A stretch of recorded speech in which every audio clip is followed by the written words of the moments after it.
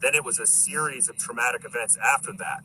So, you know, one of them being like, they literally told me I have to attend her autopsy.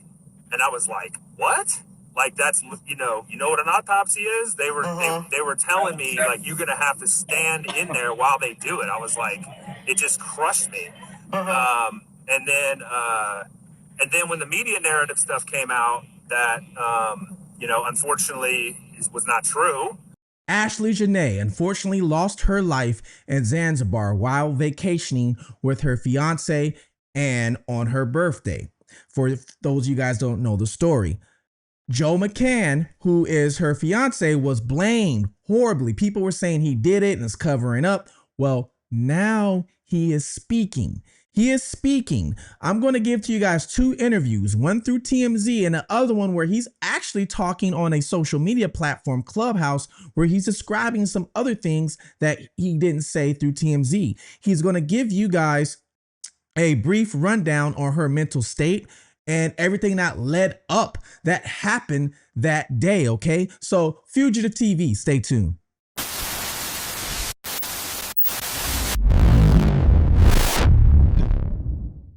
Welcome to Fugitive TV. I am your host, Ray Marcel. And what we do here is we take a look at cases of missing individuals, any sort of case that might need a bigger spotlight or a different point of view. Because, see, I was once a fugitive on the run from the law myself. I did it for 15 years and I ended up turning myself in. And during those 15 years, I actually lived in different countries under different names. So some of these things I can look at in a different point of view or give you a different perspective because, hey, some of these things I lived at. But we're going to take a look at Ashlee Janae.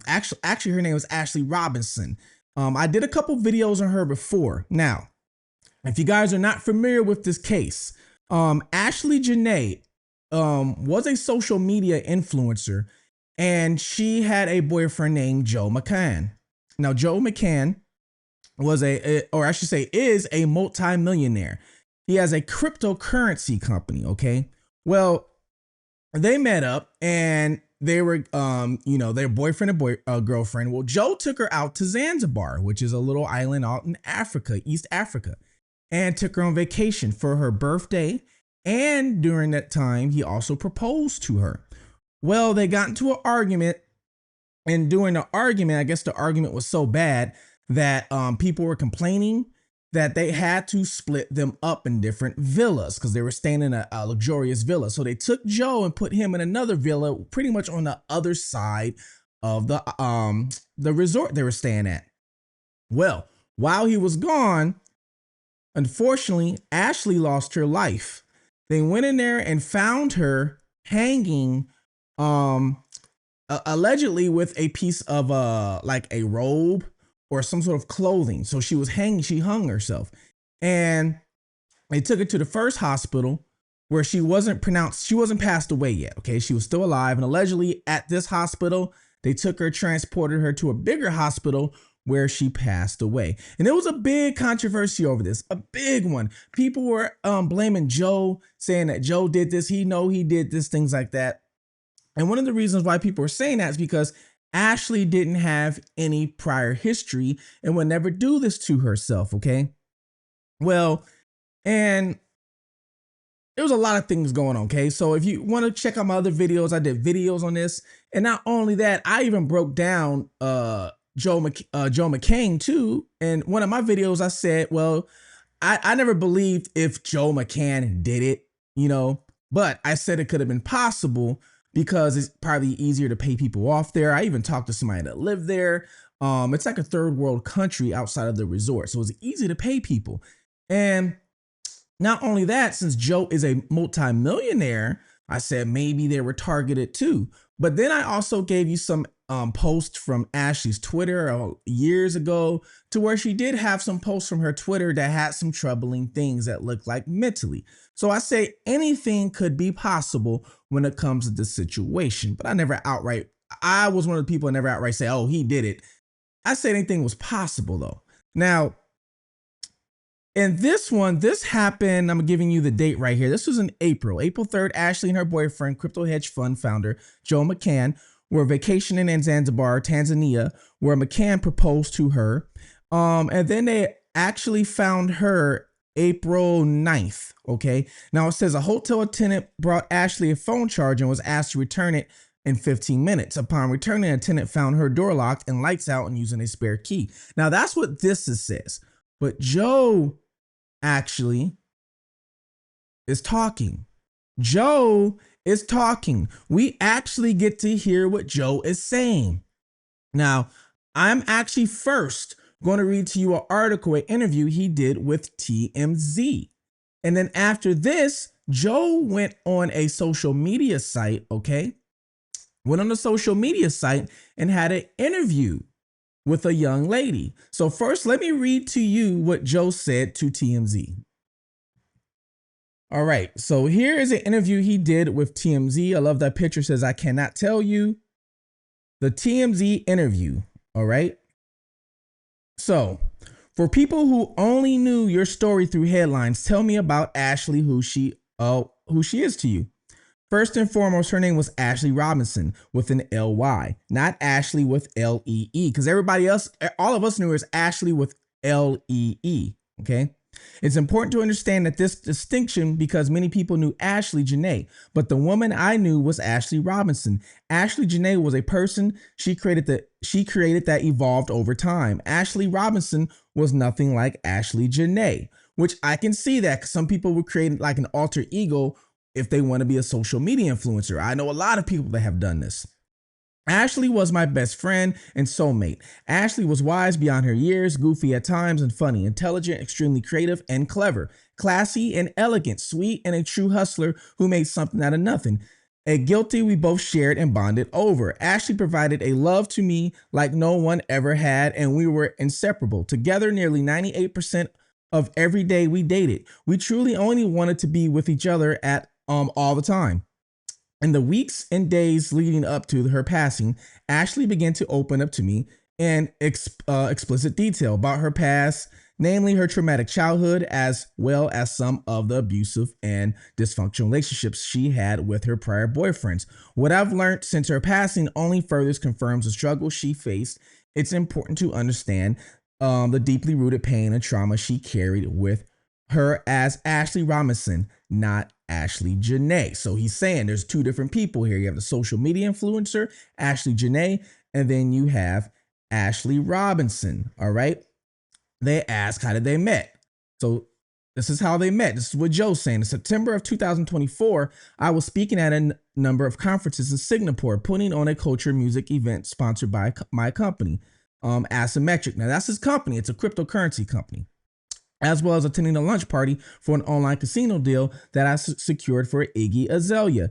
Iggy's event was a rodeo theme party where she flew in 50 models from the US to work the launch party. Ashlee was a talent coordinator, providing half of the models for the event, and at the last minute, she also worked to work it herself. So they flew in Ashlee, Iggy Azalea flew in Ashlee, and Ashlee had a bunch of models with her too. As Ashlee did a lot of business down in Miami, Southern Florida. The night prior to the casino launch party, I held my asymmetric party, and the first time I met Ashlee was when I was behind a DJ booth at my event. She tapped me on the shoulder and said to me, Iggy asked if you could change the music. My response was simply no. I saw Ashlee briefly at the casino launch party, but the following day I DM'd her on the Twitter X as she was tweeting about the event. We started chatting. I told her I was moving to Miami in 2 weeks. She informed me that she lived there on November 2nd, 2024. We went on our first date and were inseparable since then. All right. So then right here, they share some, he shares some text messages. Okay. One text message says, hope you're enjoying your night. I love you. We're getting married. And then the comment goes, I heard it here first. Then she put, he's perfect. Love, this is for you. Congrats, sister. This is a text message she had with one of her friends, basically showing that, they were falling in love. All right. Now, if you want to read the whole interview, you can just go to ICannotTellYou.com. Okay. Now here it says you proposed during her 31st birthday trip to Tanzania. What was that moment like? Actually, this is only true in a superficial sense. See, I proposed to Ashlee Janae on April 3rd, proposed to Ashlee Robinson before we left for Africa. And that's the point. We had a private life. Ashlee Janae was the public person. Ashley Robinson was the private person. So he's saying technically he already proposed to her before they left to Africa. So all those pictures we saw, like, oh my God, that was just for social media. Okay. On March 27, 2026, Ashlee and I attended an NBA game, the Dallas Mavericks versus the Portland Trail Blazers. After the game, we went out to eat and then to a bar owned by one of our friends where it was Drake night. On the way home, Ashlee was being her typical self, blasting the Deftones at full volume in my car. But I turned down the music and asked her, do you want to try the ring on? Ashlee knew I had brought a ring, but didn't know when I was going to propose to her. Her initial response was no, but within seconds, with a giant grin on her face, she said, okay, yes, I do it. Or she said, yes, I do. When we got home, I went to our walk-in closet and she was in the master bathroom. That is connected to the closet, only separated by the door, which I left partially open. She was taking off her makeup and just chatting away about our night. And then she opened the door and I was holding the ring. She immediately burst into tears and kept saying over and over again, it's perfect, it's perfect. I was able to catch a few pics of this candid moment between us before it was. So here's a picture right here. Okay. So there's a picture right here. So this was the first time they posed. Okay. And as you see, he has the date right here, March 28th. And then this was for the social media. This is when they were in Zanzibar. And we're going to get into that too. Now, down here, it also says the next day, Ashlee took to ChatGPT, as she did every day with regards to almost all the aspects of her life, to help with her analyze the most optimal ways of posting the happy news for Ashlee Janae's Instagram account. In addition to her personal use, Ashlee extensively used ChatGPT for every single post, reel, story she posted on Instagram, with conversations going on for hours sometimes. Out of respect for Ashlee, the specific content of her ChatGPT question and answers sessions will remain confidential. Ashlee never took the ring off from that moment, okay? So she used to use ChatGPT for her posts. Sometimes I do too. Actually, I should start using it more often. Now he says, I'm a private person, but I know how much Ashlee wanted to have that moment on social media, and I wanted her to have that moment. I was always supportive of her influencer career, through which she made a living, but also spread her unique brand of altruism. Ashlee declined countless lucrative promos and ambassadorships, but had recently started to reach out to local businesses she wanted to support that shared her values. Ashlee informed me that on social media, the proposal was a huge deal for women. And of course, Ashlee was masterful at turning the algorithm to make posts go viral. She had the idea of proposal happening with the lion, but with the lion lying down in front of us. I changed the plan she had at the last minute, which is why she was generally surprised in the video. And then right here, it says, yet my plan was to do it during the walk with the lion. We would walk together for a bit. I would stop, get down on one knee and propose to her. Is this something we can do? Before we go to the Maasai village, I believe that's how you pronounce it, Maasai village, we will pass at Masai Bama. There you will have a dress like Messiah, then kneel down so that we can sing for you. We will like a secret, or have it like a secret. Thank you, but I want to do it with the lion if possible. It's possible when the lion is lying down, because if she's walking, doesn't stop.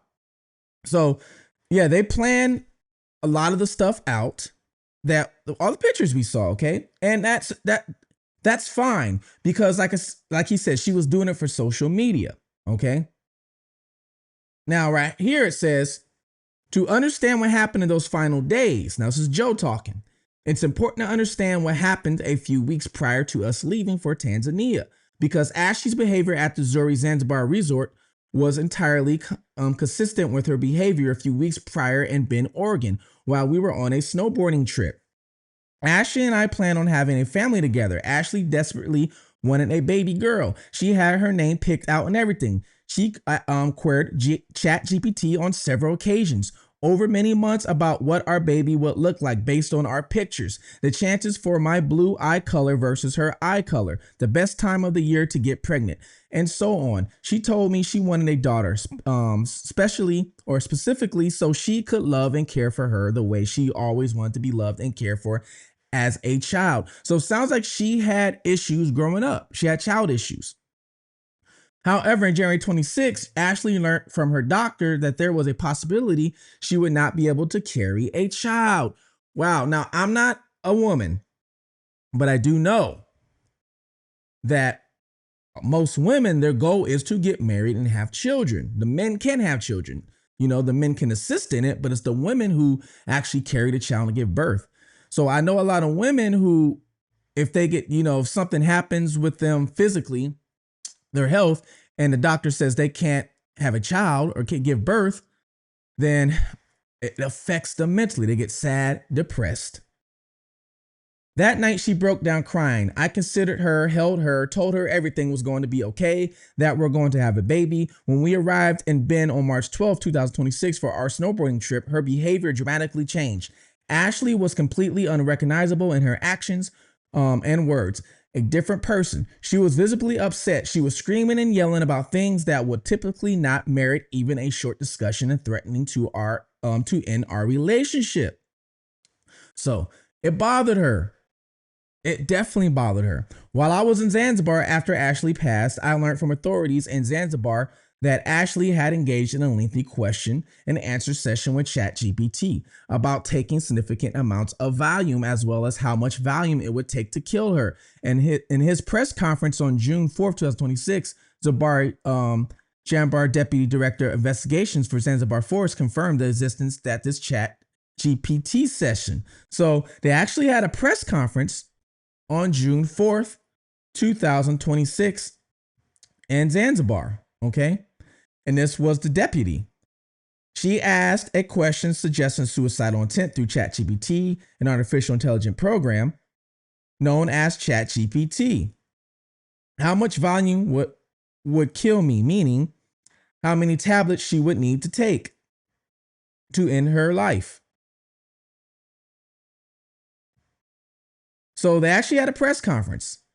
On March 13th, our first day of snowboarding, she hit her head on a rock and sustained a concussion, even though she was wearing a helmet. However, she refused to go to the doctor. For days after Ashlee complained that she was dizzy and was forgetting things, she said only months prior, nothing less. She insisted on riding multiple days on the mountain after this occurred. So here's a text message. Hi, are you okay? This is Joe asking Ashlee. She replies with, I had to get a bite to eat. I was very dizzy. I didn't update you first. I'm feeling better, but I need water and a seat. Heading out in 4. He said 4 minutes or 4 p.m. She said 4 minutes. I had to check out. Check out from where? I say I need to eat. Oh, right. I'm in the car now, she says. Please be careful. And if you get dizzy, just pull over and I'll come meet you. So he's providing receipts. He's providing text messages. A lot of stuff that people wanted to see and wanted to know. After I pleaded with her for days, she went to the doctor. When she got back to the Portland, the doctor confirmed her concussion and prescribed her medication. So right here is a text message. It's not safe out here for you. Please get in the car so I can take you home. I'll leave you alone so you can have time to yourself without me around. You are 6.6 miles from home. It's going to be dark in an hour. If you walk, it will take 2.5 hours. You are not safe out here alone. I'm begging you. And then she put, I beg your peace. And now this was on March 16th. All right. Now that text message that I just read to you was a text conversation following a panic attack on the highway outside of Bend, Oregon. Now this, I guess, was during, the snow trip. Okay. While in Bend, I was on receiving end of multiple public outbursts by Ashlee, a behavior that I had not previously seen from her. My response to each outburst was physically distance myself to ensure that I was removed from the situation. At one point, Ashlee tried to open the door at my car at a high speed on a rural highway on the way back from the mountain. I pulled over, then it was when it was safe to do so, as she was having a panic attack. Another behavior I had never seen before. She got out and then began walking back to the house on foot. I pleaded with her to get back as it wasn't safe for her. She walked a mile, then got in an Uber. When I knew she was home, I arrived back at the house and saw that Ashlee was standing barefoot in the driveway.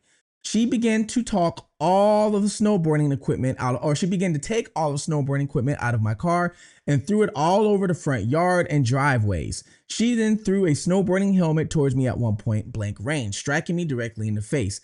I did not retaliate. I picked up all the equipment and placed it back in my car and asked for her to come inside.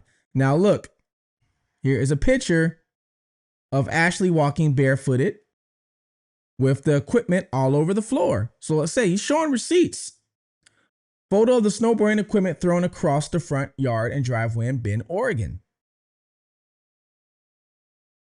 From there, she went outside and began to walk into traffic while threatening to take her life by being ran over. I pleaded with her to get out of the road, get her to come back inside, after which I left the house to create physical distance between us so the situation could stabilize. She called and texted her mother, Yolanda. Now, this is a picture right here, literally, as you can see, of Ashlee literally standing in the middle of the street.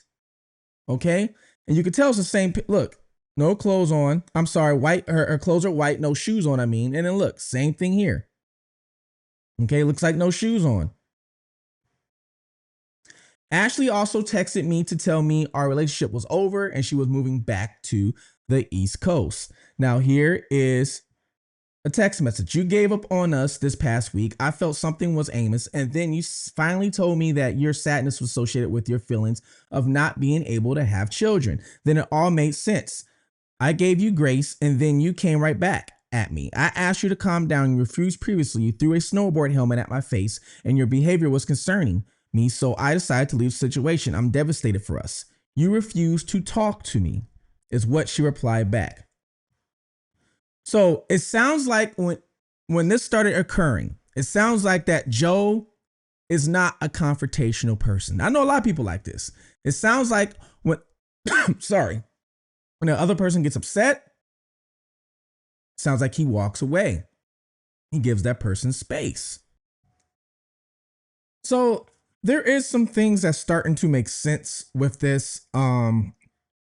He's talking about how, you know, she had a persona on Instagram, on social media, which was a little different persona than what is going on in real life, which I totally understand. I have a lot of friends who are social media influencers and in different categories of social media, from Instagram to TikTok. I have friends with almost 500K followers, things like that, YouTubers.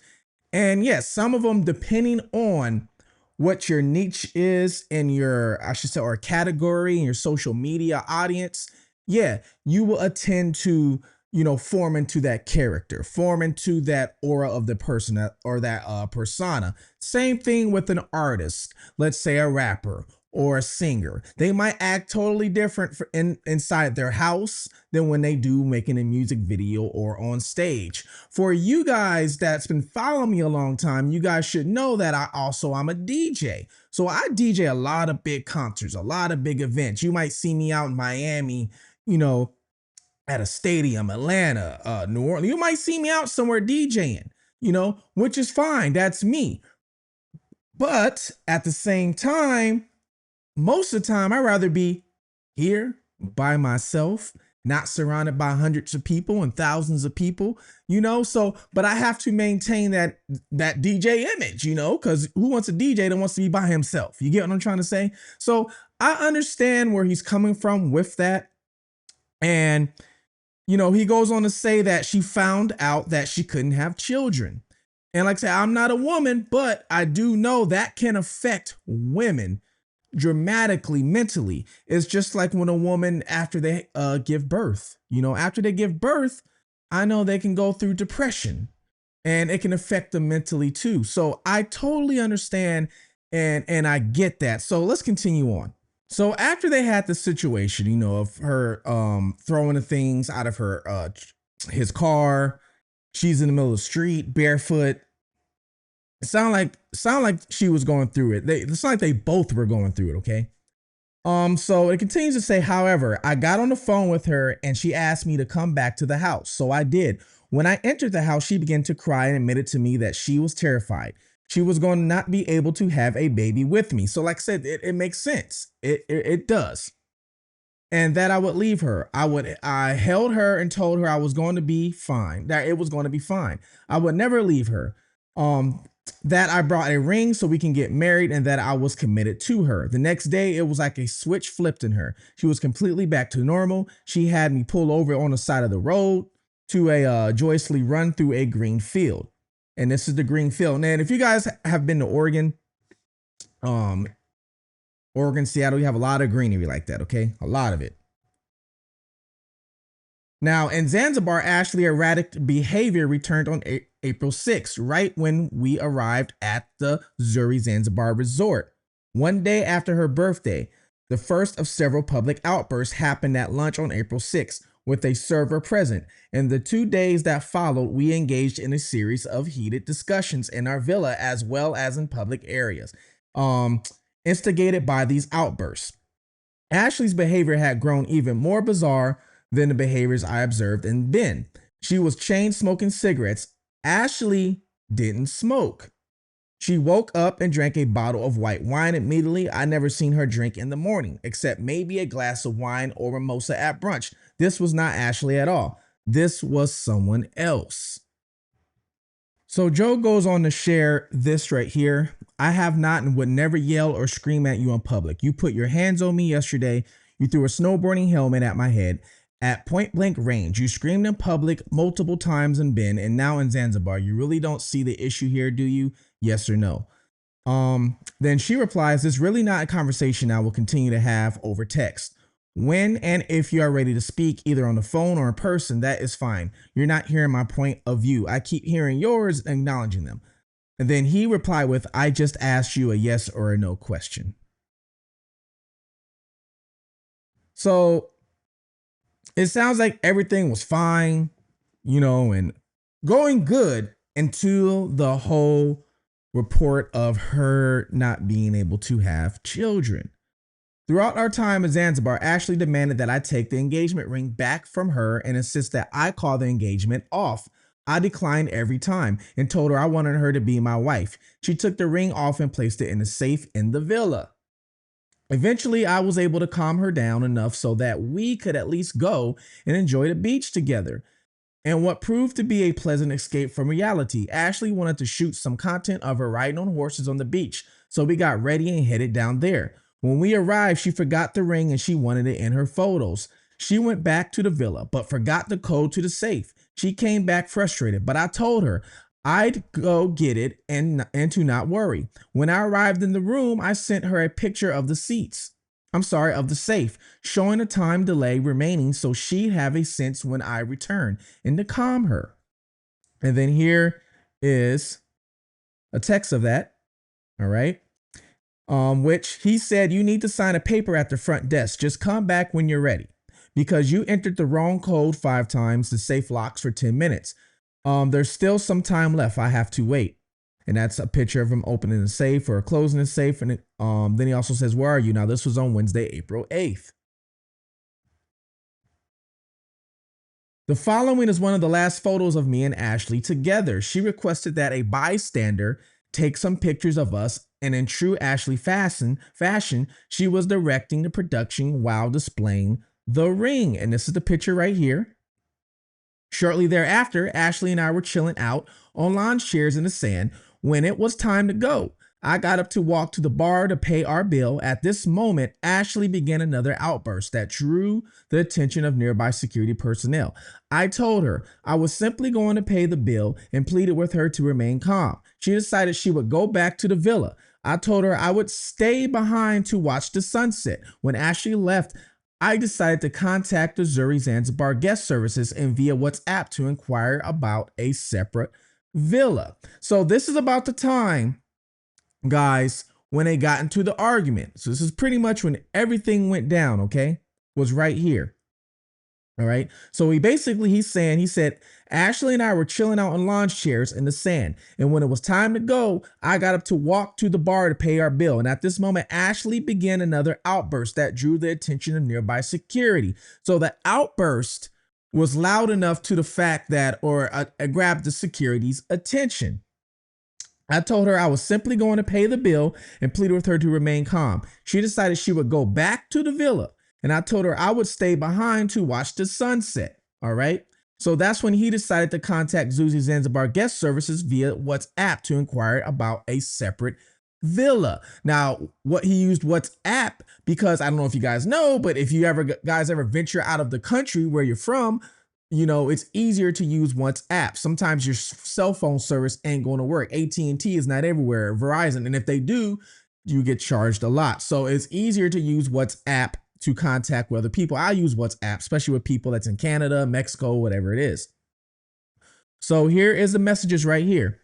It says Zuri Zanzibar Guest Services. Now the contact first states, okay, we will be there. Asante.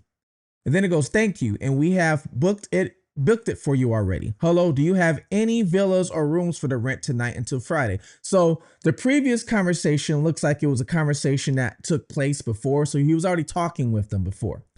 Now he says, hello, do you have any villas or rooms for rent tonight until Friday? This was, it doesn't give the date, just gives you the time. And it goes, hello, Mr. Joseph. Thank you for your message interest to our villas. For tonight, we have only 3-bedroom oceanfront villa available until Friday. Another option is from tomorrow for the suite jacuzzi with ocean, 1-bedroom plus living room view available until Friday. Then he goes, how much is the 3-bedroom per tonight? They reply back with the 3-bedroom per tonight is US $5,600. Okay, so $5,600 to get this villa just for the night. I then walked back to the villa after taking a shower. Ashlee initiated another heated discussion. It was at this moment that I finally told her, okay, give me the ring back. The engagement is off. She reacted by yelling, smashing lamps and glassware in the room, telling me, among other things, I hope I choke and die in here tonight. So sounds like Joe at this point was kind of just fed up with everything and was like, all right, we're done. Okay. And when he said we're done, it even made her more mad. During this time, someone from the neighboring Villa 24 contacted the front desk, letting them know that a couple in Villa 25 was having a disagreement. Within minutes, 4 security guards showed up at our Villa 25. That's because if there was things being broken or smashing, probably thrown against the wall, right?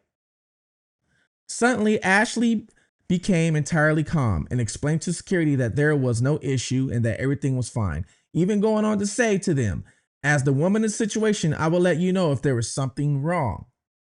At this point, the head of security asked if we needed some time or separate villas. I volunteered to get a separate villa and explained to them that I was already in touch with gift services over WhatsApp. My bags are already packed. I left to head to the reception desk, handed off my key for Villa 25 and received my key for Villa 65. So remember, he contacted WhatsApp as they were leaving the bar anyway. So he probably went back and started packing his bags. All right, because he was preparing. Once safely apart from Ashlee at the reception desk, Ashlee's mother, Yolanda and Doris, tried calling me and texting me that Ashlee wouldn't answer her phone calls and that Ashlee was texting terrible things. Okay, so here is a text message from Yolanda. Did you take your things or is it still in her room? It's possible some of my stuff is there, but I have most of my things. What room is she in? Is she not responding to you? She's texting me Villa 25. She is texting terrible things and won't answer the phone. Is it possible to fly out tomorrow? So that was a conversation between her mom and it looks like Joe. Okay.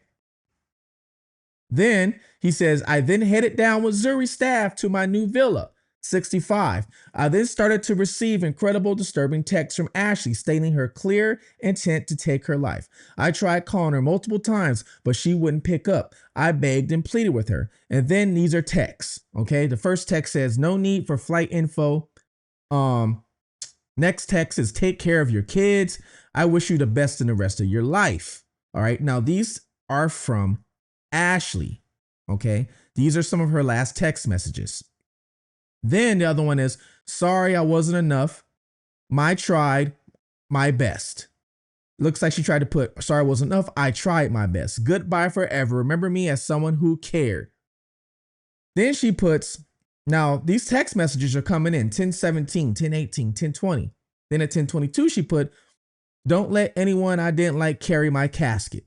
Okay. So then he hits it with a question mark. Then she puts, again, no attempt this time. And then she put goodbye, Joe, at 10:22. Then she put at 10:30, putting you out of your misery, Z. Then he put at 10:30, please call me. And then she put at 10:30, please leave me be. Then he said, I keep calling you. Then she said, stop. All this is within a minute. Then he pleads at 10:31, I'm begging you. Please answer my call. Please answer the phone. You're scaring me, your mom, and everyone who loves you. Please, I'm begging you. Okay.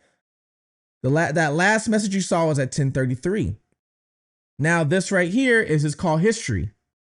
He's showing outdated calls on April 8th, 10:35, 10:34, 10:32, 10:31. So he tried to call her within a 6-minute time span and she wasn't answering.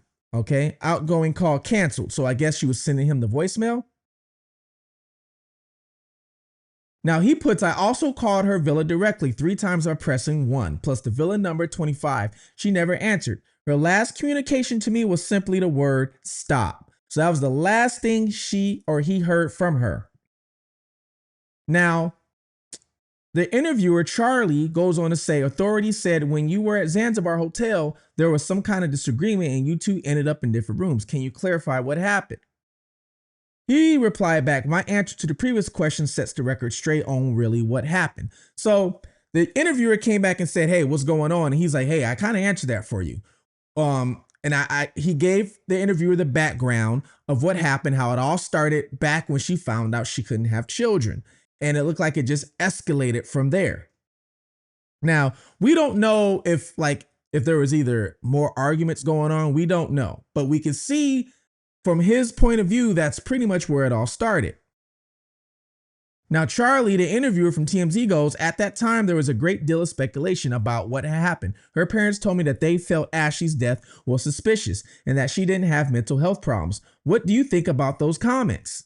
Joe says, while as a parent myself, I empathize with her parents in the deepest possible way. I find these comments utterly confusing. The devastating reality was that Ashlee, who was a truly wonderful but tortured soul, did suffer from visibly evident and significant mental health problems. Moreover, to anyone who insists on believing against all reality that Ashlee's death was suspicious, I would suggest that they would watch Deputy Director Chandler's June 4th press conference, in which he left zero doubt that Ashlee's death was tragically suicide. Okay. And then he goes on. These are the pictures from the press conference.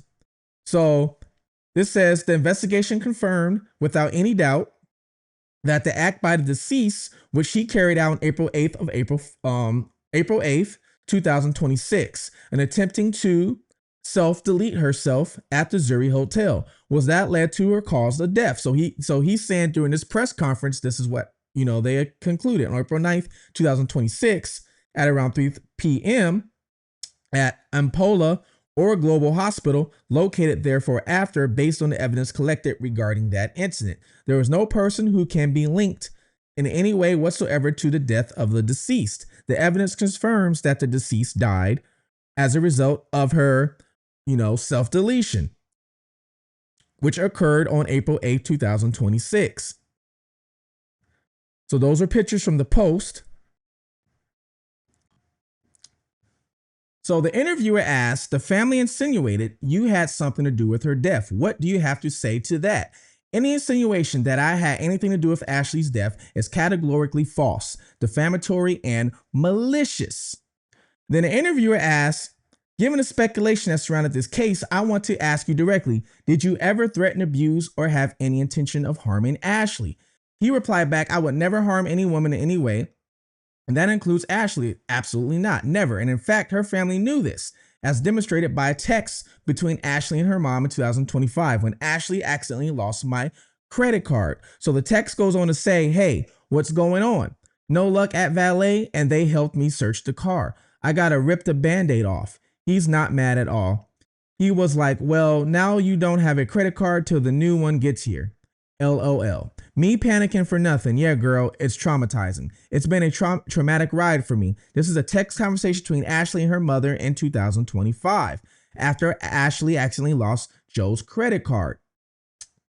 Now, goes, I did, however, tolerate Ashlee becoming physical with me on more than one occasion, including in Ben. She also confided with me that she had been in multiple abusive relationships with other men. Okay?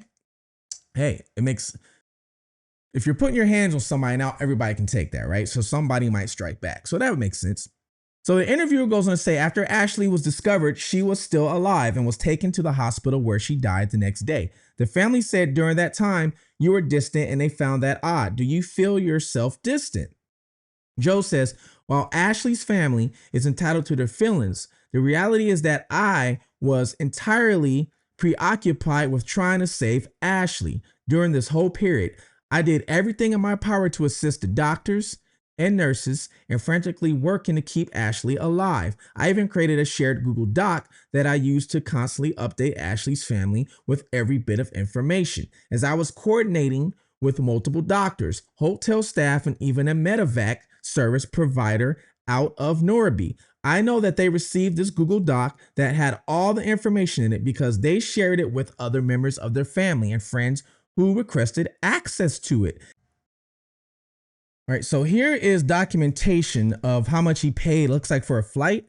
It says booking date April 9th, flight date April 9th. Now this is flying doctors to get her transport. It says $11,795. Now the interviewer says, do you have any regrets about how you handle things? He said, I regret that I couldn't alleviate Ashlee's deep mental anguish and pain sooner. She shared numerous deeply disturbing things with me in the weeks and days leading up to her death, and she spiraled quickly during that time. I wish I could have brought her over from the darkness into the light. The interview goes on to say, we were told that Ashlee's family didn't invite you to her funeral. Were you aware of this? He said, although we had been in communication during Ashlee's final hours, Ashlee's mother never reached out to me after April 9th. And her father never reached out after April 10th. I decided to respect their desire for distance. Moreover, my priorities were to get Ashlee's remains home and to cooperate with the authorities to assist them in their investigation. There was simply never any form of communication from her parents or any other members of her family with me with respect to the funeral. Then the interviewer says, would you have gone? He said, absolutely. And then the interviewer says, have you done anything to honor her since her passing? He says, yes, since I was assisting authorities in Zanzibar with their investigation, I was unable to attend her funeral. I was still in Zanzibar. So on that day, I wrote a eulogy and posted it at 11:11 p.m. African time, which says there are no adequate words to describe the total devastation, emptiness, and shock I feel after losing my best friend, confidant, and fiance, Ashlee Janae Robinson. As a father myself, I am also heartbroken for Ashlee's parents, Yolanda and Darius and Harry Robinson. Ashlee's death is it's a tragedy. Devoted fans knew Ashlee through her charismatic online persona, Ashlee, but the person I loved was Ashlee, a woman who embodied the virtue of compassion, empathy, kindness, generosity, a love, nurturing presence. Ashlee could care deeply for people closest to her, which to my eternal gratitude, including me. She fattened me up with her amazing cooking, had a great relationship with my kids each day. We shared both quiet moments of reflecting and many joys of being in love with each other. Okay. So he has this posted, I believe, on his Twitter account. So you guys can go take a look at that. Then he also states Ashlee wanted to get married on 11/11/27. She always would tell me it's 11/11 when it would show up on the clock. Later this summer, I plan to do a very private celebration of life with life event in her honor. I've also begun the process of setting up a 501c foundation to properly honor Ashlee's legacy and to aid others who are grappling with mental health struggles. I will be making more detailed announcement about a 501c3 at an appropriate time in the near future. If you could say anything to Ashlee's family, what would you say? Joe says, as a father myself, I can't imagine how difficult it must be to lose a child. I hope that you are able to find a small measure of peace, thinking about incredible impact that Ashlee made during her time on Earth and the impact that her legacy will have for years to come. Ashlee was my soulmate, and I will never allow her to be forgotten. The interviewer says, I want to now talk about the aftermath, especially the backlash she received since her death. How has that been for you? He said in a word, horrifying. The day after Ashlee passed, I had no time to grieve as I immediately began cooperating with the authorities in their investigation. I could have flown home on my own violation on April 10th, but I skipped the flight to stay back and ensure that Ashlee got home first. The legacy media and social media trolls began to run with the false narrative of suspicion, which exacerbated the tragic situation. I began to receive a barrage of racially fueled death threats. I still do to today. More, however, my family's safety was at risk, as well as the safety of family members, friends, employees. It's been incredibly painful to lose Ashlee. The hate, I understand, because when this happened, I don't know if you guys are aware, but the hate train started and it was very racially attacked. People were saying this black woman has no business with this older white man. I've seen it all. I mean, they were going on. I seen people making videos saying this is why you should not date white men. They just want to unalive you. All kind of things. But you know what the funny thing is about this? Here's the funny thing. There was a case a couple weeks ago, not long ago, where a woman who was African American unfortunately lost her life to her man. I'm not remember if it was a man or husband, who was also black or actually I think he's Jamaican. Yeah, he's Jamaican, because this happened in Jamaica. She was American, went to Jamaica to visit him, never came back home. Now, as far as I knew, I think he left. I don't remember. I didn't look into the whole story because I was busy with something else at the time, but I see nobody talking about that. Nobody talking about that. But this one caught a lot of people's attention, and then just the race baiters came out. It says, do you feel race contributed to the hate where you are, hate that you were receiving? It says, without question, the false narrative that some member of the legacy media and online trolls decided to run with was about race, wealth, and power, not the mental issue that afflicted Ashlee. She never would have wanted this, although Ashlee was proud of her heritage. She never defined herself or others by race. She looked at everyone on their individual merit, okay? Then the interviewer says, in a way, did you understand where suspicions were coming from, even if you disagree with them? He said, of course. As mentioned, a false story from the media was about race, wealth, and power, but also became a Gridian scapegoat. And referring to the writings of the contemporary philosopher, the late Rene Girard, and his view on scapegoating aligns perfectly with my experience. When a group of people are suffering from pain, anger, and frustration from an acute event, which will be Ashlee's self-deletion, they find an object to sacrifice, which is me, and only then an object of a person expelled or eliminate. This right here, guys, you know what's funny? I read this. And I'm going to copy this, because I'm going to talk about this exact quote in another video, okay? And let me read this again for you guys. When a group of people are suffering from pain, anger, and frustration from an acute event such as Ashlee's self-deletion, they find an object to sacrifice. At that time, the object was him. And only when that object or person is expelled or eliminated do they have the strength to move on from the source of the pain. They are myriad instances of Girard's scapegoating concept across history. It's going on right now. And I'm going to make another video. This next video, it's probably going to be controversial, but somebody's got to say it. All right. I'm just one of the many recent examples. The tragedy of this circumstance is that the focus should be remembering Ashlee's greatness and preserving Ashlee's legacy. Given the suspicions that were raised, it was of the utmost importance to have an investigation into Ashlee's tragic death that was comprehensive, forensic, and professional. I'm extremely grateful for the dedication effort put in by the litany of agencies and individuals involved, including Deputy Director Chambra and the entire Tanzania police force. So he goes on to thank everybody pretty much else. All right. Then the interviewer goes on to ask, how he feels after losing Ashlee, and things like that. Like I said, if you want to read the whole interview, I pretty much almost read this whole thing. But I figure I bring to you guys at least the very important parts in almost all of it because it is long. Go to I cannot tell you.com, and the interview is done by TMZ, and the interviewer is Charlie Neef. All right. Now, I understand where the suspicion comes from, of she died suspiciously. He might have did it. And like I said, I did videos, right? A lot of us did. Then I never officially blamed him, but it was suspicious. And my whole point was, even in my first video, I said, well, what were they arguing over for her just to go on and just do this to herself, right? I said something really had to be bothering her. Now, I could bring up a lot of instances of people self-deleting, and you probably had no idea what was going on, in their life. Now, here's just a list of some people that unfortunately did this, and you probably wouldn't have believed it, right? Robin Williams. We all know Robin Williams, the actor, okay? Died August 2014 at the age of 63, all right? He did this to himself. It was self-deletion, all right? And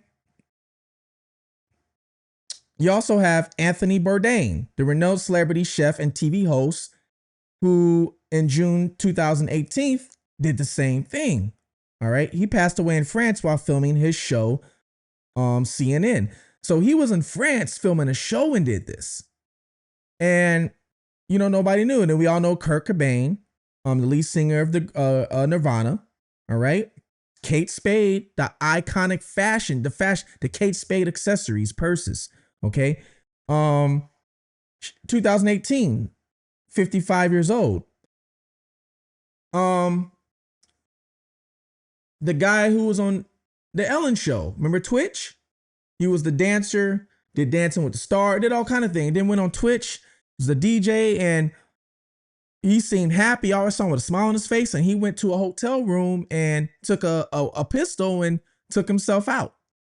I know somebody personally, actually a couple people, that have taken themselves out, and you would not know.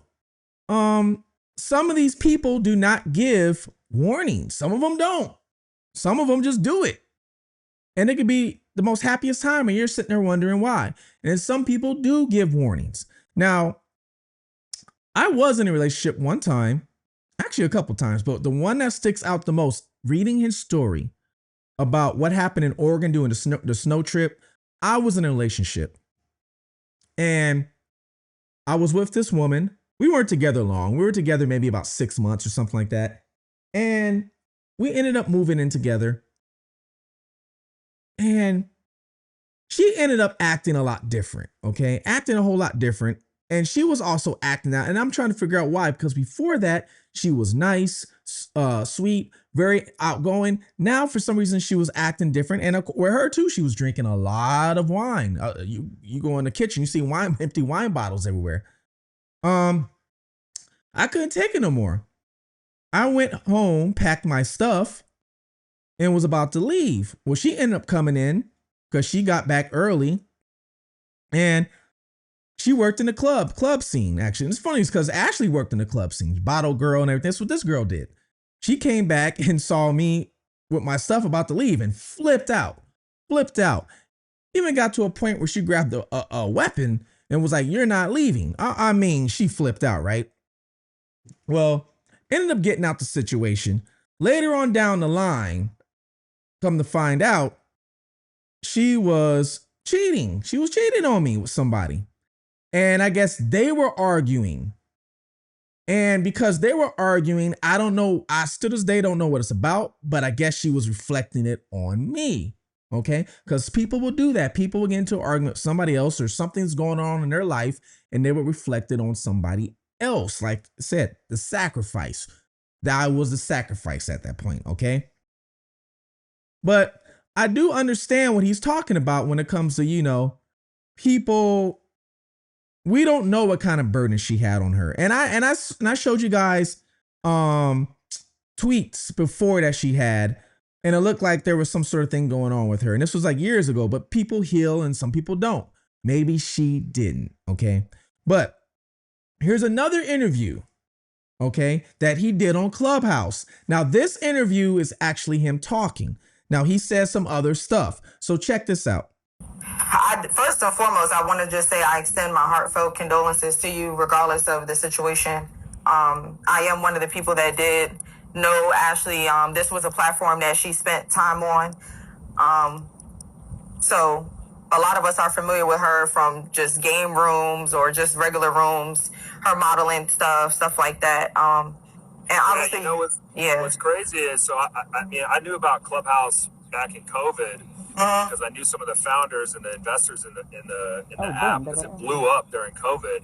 And I shit you not, Ashlee would literally go to sleep with her headphones on, listening to Clubhouse chats. No, like that's what she would do. That's what we all do. I was like, how the do you sleep with a chat room going on? She's like, I just been doing it for years. And then she told me, she's like, yeah, I got like really popular during COVID because, you know, everybody was losing their minds and it was nothing. We all were bored, and it was definitely something to do. We were bored, you know, but you know, she was funny as fuck. So the stuff that she used to show me, and I think she was telling me some stuff like that's how it carried over into some of her friendship with Joe Budden was through Clubhouse and this type of stuff. So, I mean, even my avatar image is literally from like years ago because I haven't opened this app since.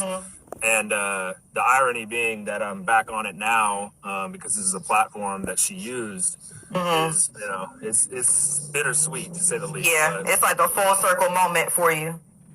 Yeah, and it's like I said, like, you know, this dude from Atlanta was texting me or messaging me on Instagram. And yeah, that's B Rich. He's the person over here. You ain't gotta be rich. No. Yeah. I'm saying he was messaging me this morning, and we were chatting back and forth. And then he was telling me about the Clubhouse thing, and I'm headed to the doctor right now. So when I was over in Zanzibar, I almost died. I actually had to be rushed to the hospital due to basically imminent risk of heart attack, organ failure, and stroke. And oh so no! I'm having to rehab my heart, like. Yeah, it was basically after. Was that from stress from what was going on?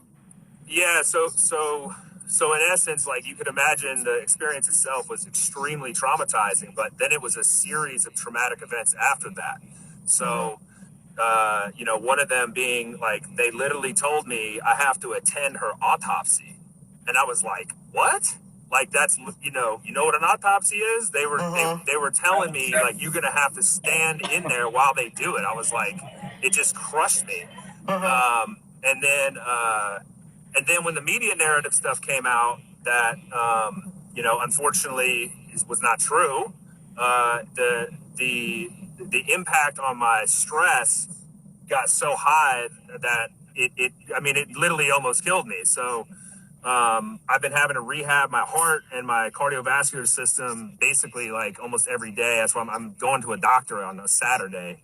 So I don't have a lot of time, but I'm here now. Okay.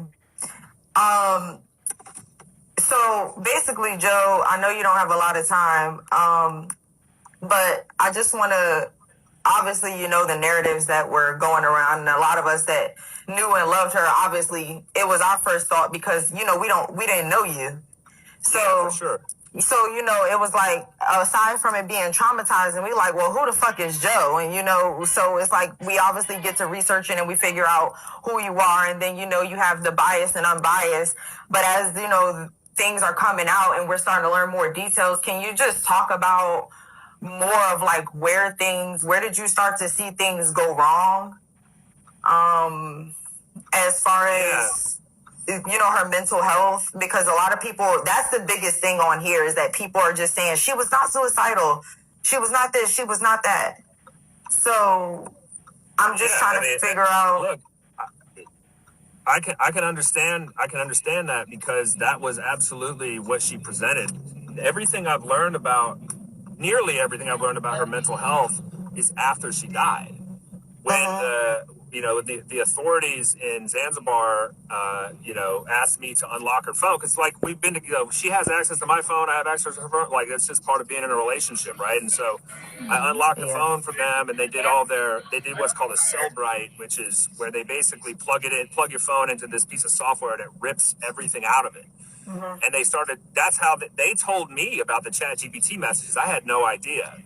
And so from there's significantly more things in her kind of digital history that suggests she was really struggling with a lot of stuff, and she kept it from me. I just talked to her best girlfriend out of Miami. I talked to her this morning. She didn't know about this kind of stuff. No one did. And it stems from a lot of what she dealt with as a child and as an adolescent. And even in some respects of what she dealt with as an adult, a lot of the kind of abusive relationships that she was in before me, these types of things. And so I was just as shocked, genuinely, like finding out after she died, all these things is tragically sad, because she was carrying this stuff with her entire life, and she didn't tell anybody. But she was also very alone.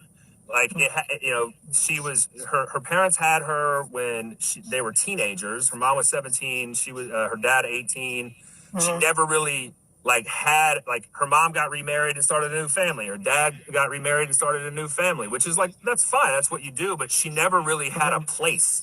And so she felt alone through a lot of this stuff. But what she projected was the opposite. Even her, her Instagram, right? Like, she was this incredibly beautiful, successful model.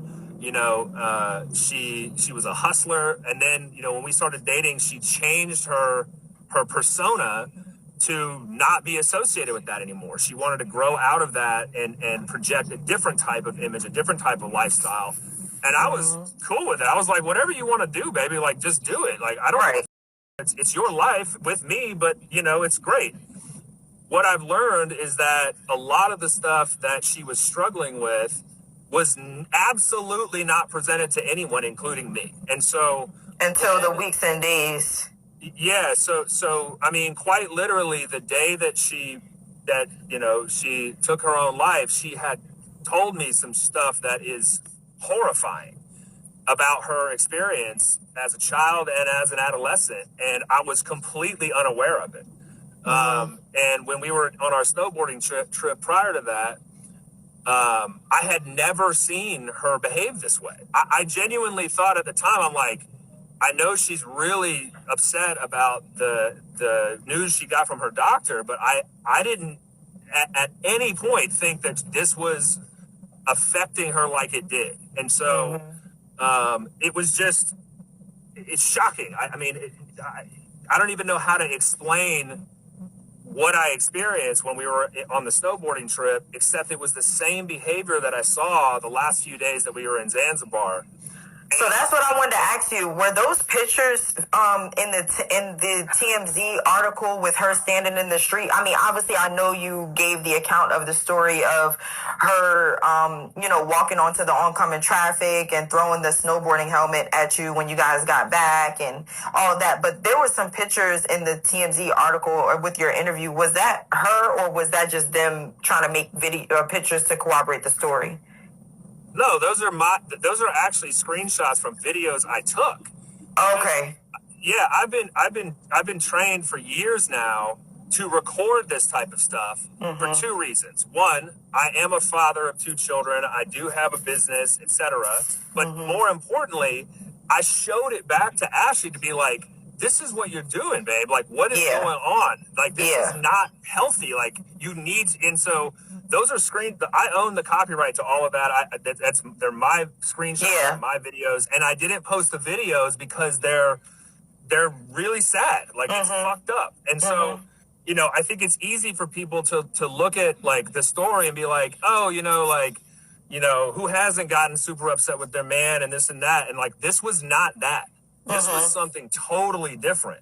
And that's why, there's a lot I did not share in that interview because it's not appropriate. Out of respect for her. Yeah. Out of respect for her. Now, that being said, there is some necessary truths to what she was going through that may need to be shared, and that's up to me to determine, you know, how I'm going to go about that, because the purpose for me going forward is not to denigrate Ashlee. I would never do that. It's instead trying to preserve her legacy, but also tell an honest, truthful story so that we can try to like raise the conversation around this shit. You know, I get sick of hearing people talking about, oh, there's a mental health crisis in America, and then nobody does shit. Well, I have the ability to do something about it, right? I've worked my way. I grew up in poverty. I have resources now to be able to do this type of stuff, my network, my resources. I'm going to do this no matter what, because this is not about, you know, a crash out moment that happened and some acute instance of suicidal ideation. You're saying that this was on a macro level. This was way before I even entered the picture. And and if you have, like, I have terrifying screenshots from 2023 where she's talking about doing exactly what she did in Zanzibar to take her own life. Her history is littered with this stuff. But why would anybody find it? Why would anybody look for it? Because nobody would ever believe that Ashlee Janae, right? That's how most people knew her, would do something like this. And that's my point, is that there is an overlap here with AI, ChatGPT, Claude, you name it, social media, the loneliness crisis in America, and the mental health crisis in America. Like, people don't want to have this conversation because it's difficult. It's like the same bullshit when there's a school shooting where they're like, our thoughts and prayers are with them, but they don't do shit. It's like, yeah. Can you talk about but they don't do shit. Can you talk about, we heard about the snowboarding. Can you talk about when you got to Zanzibar? And from what I gather from the articles, it's like, okay, you guys went to Zanzibar for her birthday, but just the snowboarding incident was literally just a couple weeks before that. Then you guys you give her the ring after the Mavericks game. And then you guys get to Zanzibar. What was the argument that triggered when you guys got to the beach and you were like, you know what, you went to go pay for the bill? Like, what was, you said that you referenced several outbursts, and myself and other people were just like, well, what are the source of these outbursts? Like, was she just randomly going off? Like, what were the outbursts where you were just like, okay, this resembles the behaviors and reflects what was going on in the last trip as well? Yeah, I mean, it's literally like, it's so ridiculous, because what I'm about to tell you, you're going to be like, that doesn't make any sense. Like, literally, this is what happened. We get there on April 6th, and we show up to Zuri from the previous resort that we were at, Kalindi, and she's, I could just tell something was bothering her. And I was like, what's going on? And I was like, are you hungry? She's like, yeah, I'm a little bit hungry. I'm like, all right, let's go get some lunch. So we go to the restaurant on the beach. And we sit down, and the server comes over, and she asked the server a question. I mean, this is how mundane the question was. She said, is the bao in a bun? And I was like, oh yeah, like, it's in, bao means bun in Korean, and she snapped at me in front of the server really fucking loud. And I was like, whoa, like, I was like, hey, I wasn't trying to be rude or condescending. I was just letting you know that that's what that means, so that you understood what you might be ordering. What you're ordering. Yeah, that's it. Yeah. But that was the same type of stuff that was popping off when we were in Bend, and then it just carried over for days after that.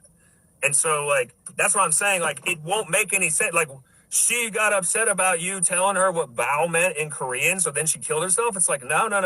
That's the whole point. This wasn't an acute instance of suicide.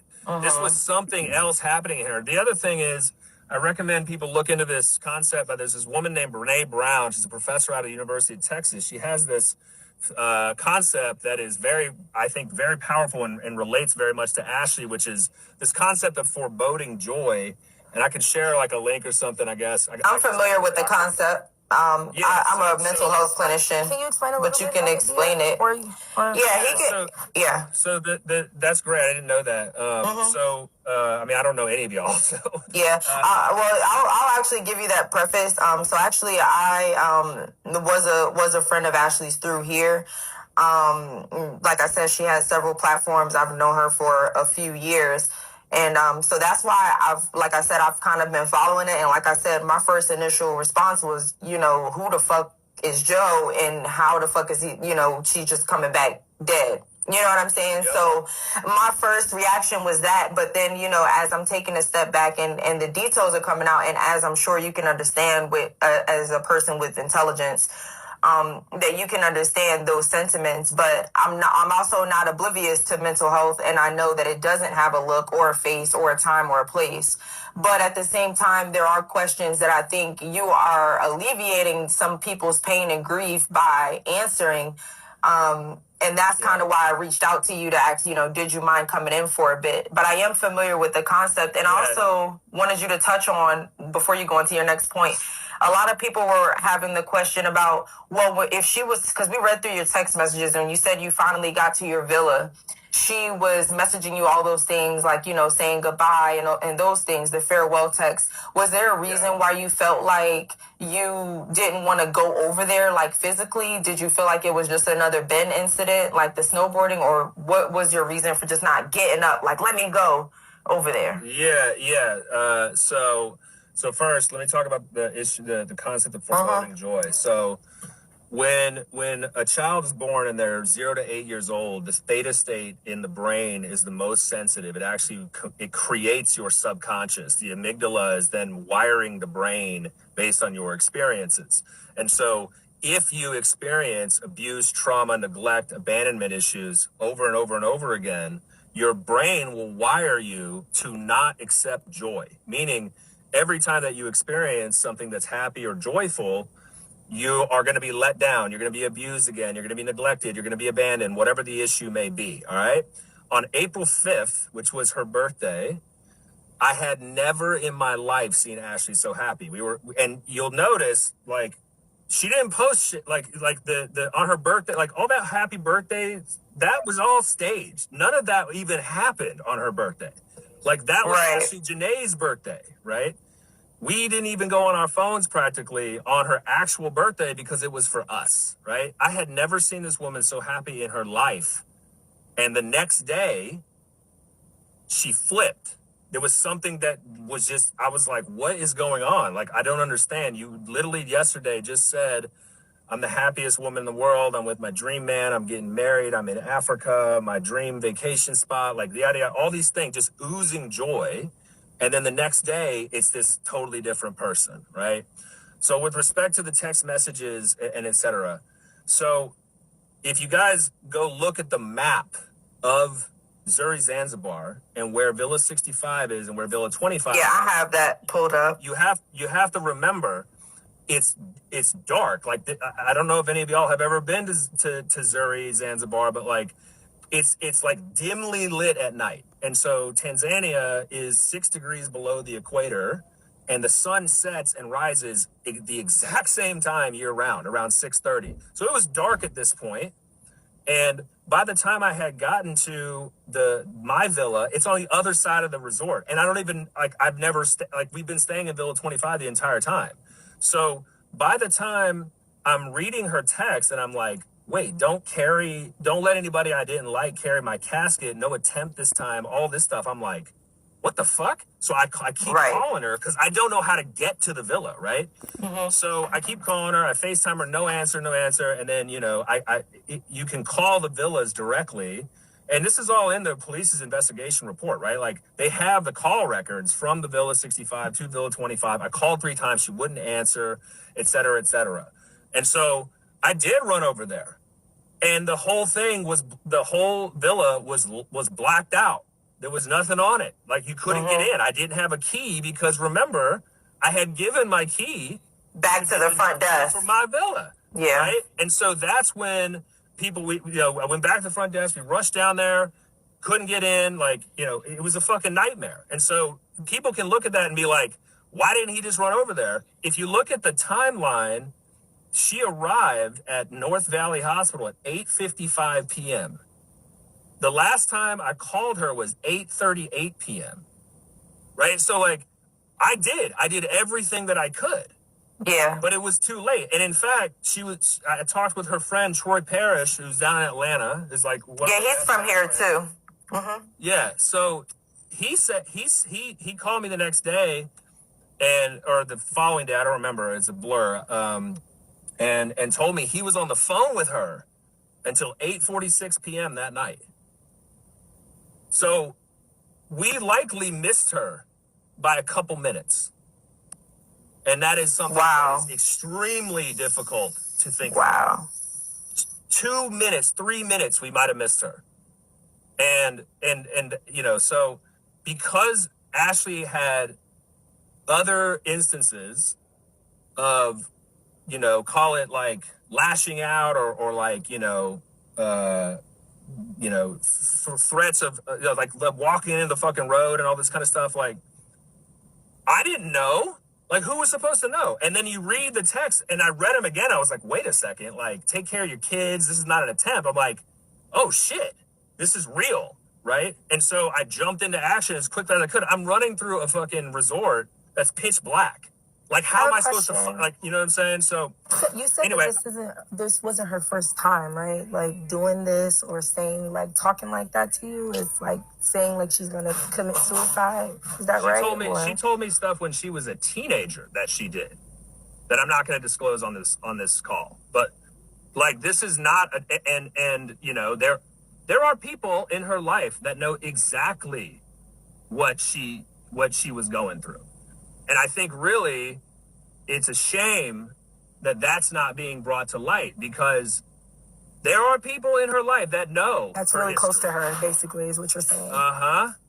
And so, listen, I gotta go because I'm already late for my doctor's appointment. No, I appreciate you for even taking the time. But like, I really gotta go. So, quick question before you leave, Joe.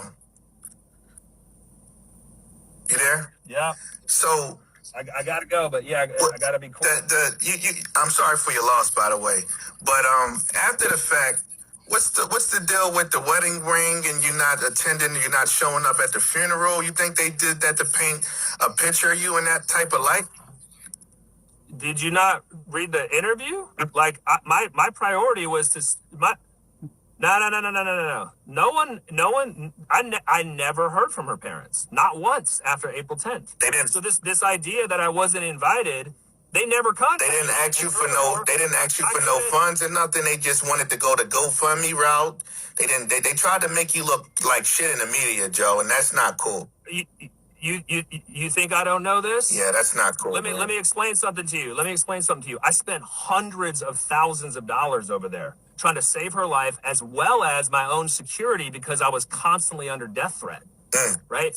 I spent almost $12,000 to get her a medevac. I spent another $10,000 at North Valley Hospital. I paid for everything. And there's records of this. It's all in the investigation reports. I have all of this. So the idea that, like, you know, let me be super clear. When Ashlee passed, my priority was getting her home, period. Getting her home. What did I do relentlessly to get her home? Everything I could to do with the authorities, the U.S. Embassy, everyone. And they said, I was like, I'll pay for it. I'll do whatever. I just tell me what I need to do to get her home so she can rest. Right. And they're like, you're not next of kin. So you've done everything you can up to this point. And so furthermore, about her funeral, I then had to stay in Zanzibar because of the when her parents went on national and now international TV claiming this was suspicious, when her mom was on the phone with her when this I saw those messages. Her mom knows. So the second that they did that, now all of a sudden, the original investigation from the local authorities gets elevated to the highest level of investigation for all of Zanzibar. It pulls in the Zanzibar Commission. It pulls in Tanzanian police force. It pulls in all of these other agencies, which extends the investigation. And that's why I had to stay even longer. So let's be super clear. No one communicated anything to me about a funeral. Would I have gone? Of course I would have gone.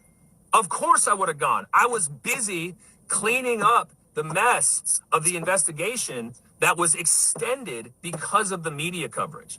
The narrative Right. is about race, wealth, and power. And don't think I don't know that. Of course I do. But that's why I was there for so long. I never got arrested. I never got detained. I voluntarily handed over my passport. I voluntarily handed over my phone. My DNA, everything, because I was like, whatever we got to do to get this investigation wrapped up, let's do it so that I can actually move on to the mourning process that no one is letting me do because I'm too busy dealing with protecting my own life in Zanzibar and getting Ashlee home, dealing with the investigation, all of those things. So with that, I really... Thank you for the transparency. Thank you for the No, transparency. thank you. Hold on, y'all. Hold on. So thank you, Joe, for coming. I appreciate you even coming just to shed that little bit of light. And we appreciate you coming through, and we wish you the best. So you guys let me know. Is this merit? Do you believe him? Is it is possible that she did this to herself and people just don't want to admit it? They don't want to admit that, hey, maybe she did have some issues going on that nobody knew about? Because I'm human. I get a lot of issues going on that nobody knew about. For one, for you guys to know my story, I was on the run for 15 years living under fake names. I got best friends right now to this day that didn't know I was living under a fake name. And then when everything went down, I turned myself in. They were shocked. Wow, that wasn't you? Sorry, it wasn't me. And even me myself mentally, it was hard to deal living like that for so long. And then after I turned myself in, the weight was off. Oh my God, the weight was off. But still, even till this day, I still have some sort of issue when it comes to, because you have to understand, for those 15 years, I had to rewire my brain. I had to switch. I had to do a lot of things on myself, okay?